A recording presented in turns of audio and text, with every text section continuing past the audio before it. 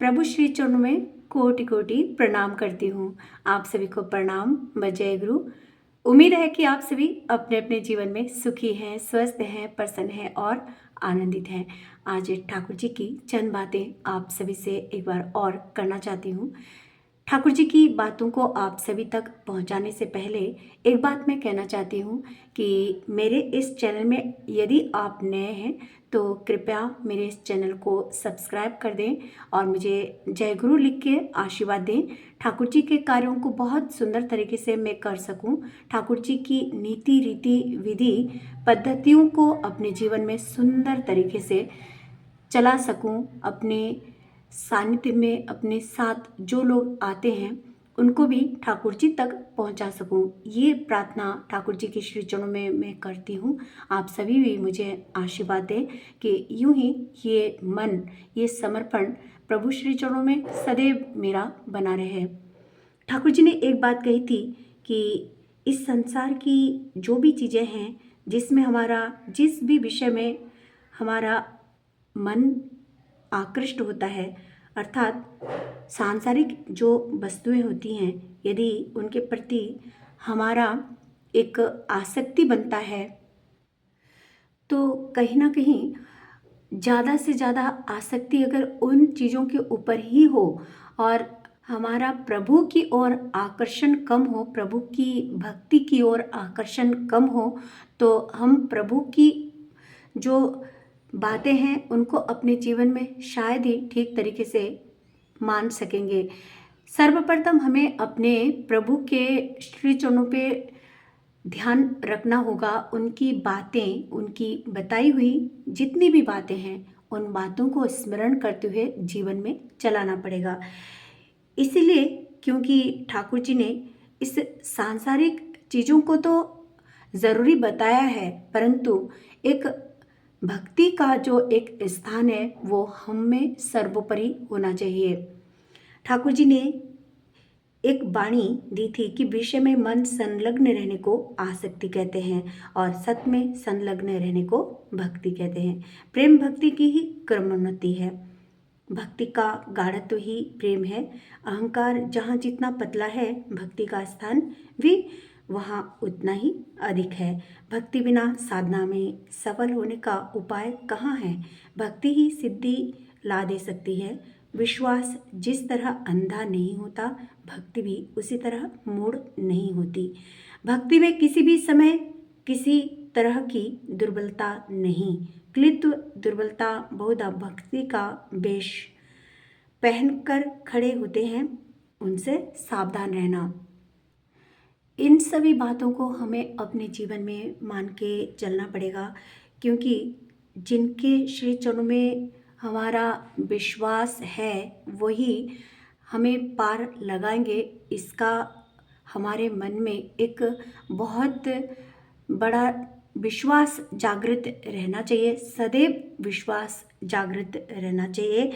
प्रभु की भक्ति बिना हम साधना में उपाय कभी भी नहीं ढूंढ सकते और इसीलिए ही कहा गया है कि भक्ति ही सिद्धि ला दे सकती है।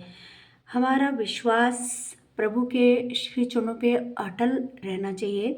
बस ये निरंतरता, ये भक्ति, ये समर्पण हमारे प्रभु के श्री चरणों में हमेशा हमें बना के रखना चाहिए। जिस तरह से हम दिया जलाते हैं, दिए को प्रज्वलित करते हैं अंधेरे को मिटाने के लिए, उसी तरह से हमारे तन मन में ये दिया, परमपिता का दिया जलाना पड़ेगा। सारे जो भ्रम है उसका अंधकार मिटाने के लिए ठाकुर जी से अपने मन की कोई भी बात हमें गोपन नहीं रखनी चाहिए। अपने हृदय की कोई भी बात, दुख हो, कोई भी परेशानी हो, उनसे कहिएगा और नाम करते रहिएगा और बिल्कुल अपने आप को एकदम उन बुरी परिस्थितियों से हटा के कहीं थोड़ा सा एकदम ऐसी जगह में जहाँ थोड़ी सी शांति हो, वैसी जगह में बैठ के ठाकुर जी का बस स्मरण करते करते देखिएगा, कुछ एक अच्छा न्यूज़, गुड न्यूज़ हमें मिल जाता है और जीवन की जो गति होती है वो बहुत अच्छी गति पकड़ लेती है। ये हमारा स्वयं का अनुभव है। हाँ, पर जीवन में हर कोई आपके अकॉर्डिंग नहीं चल सकता, हर किसी की बुद्धि एक जैसी नहीं होती। तो समझिएगा कि वो जो लोग होते हैं वो परमपिता से दूर होते हैं, इसीलिए उनकी बुद्धि में आपकी बातें नहीं आती, वो आपको समझ नहीं पाते हैं। और जो लोग परमपिता से प्रेम करते हैं वो कहीं ना कहीं आपको समझेंगे ज़रूर। आपको किसी भी परेशानी में अगर वो देखेंगे, केवल देखेंगे, तो समझ जाएंगे कि आपके ऊपर बहुत बड़ी मुसीबत आई है, संकट आई है। उसका आपको इज़हार करने की भी ज़रूरत नहीं पड़ेगी, उससे पहले ही वो समझ जाएंगे। ये होता है, ये होता है, परंतु हर कोई ये सब नहीं हैंडल कर सकता।